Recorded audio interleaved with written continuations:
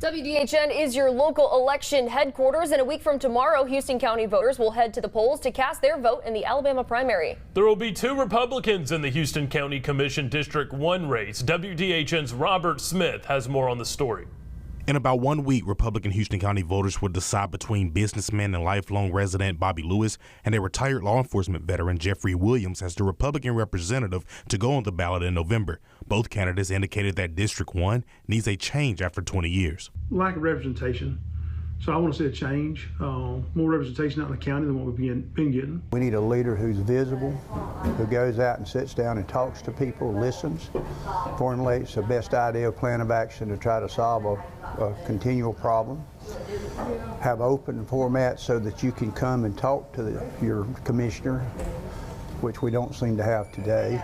Williams is a husband and father who's lived in District 1 for 21 years, worked in Florida law enforcement for 27 years, and currently works for a farm equipment supplier in Dothan. He says one of his main priorities are improving roads and more responsibility, accountability, and transparency for the county's budget. But specifically for D1, he would like to promote more economic growth.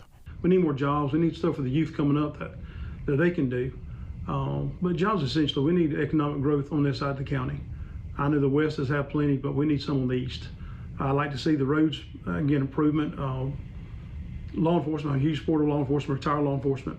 Support our firefighters, our volunteer firefighters. I like to see them make sure they have the funding and the equipment and tools they need. His opponent Lewis says he has brought outside manufacturing to Houston County without government help in the past. He has been self-employed over 50 years, working in real estate and owning his farm that has supplied for many local restaurants and nonprofit organizations. He says most of the feedback he's heard about is bad conditions of roads as well as littering and bringing in more industry. However, he says one of the main things is being visible. He hopes to create a committee of all the town mayors in District 1 to meet regularly and help be a true voice for the people. I don't have to agree, but I do believe I have to listen if I am your commissioner.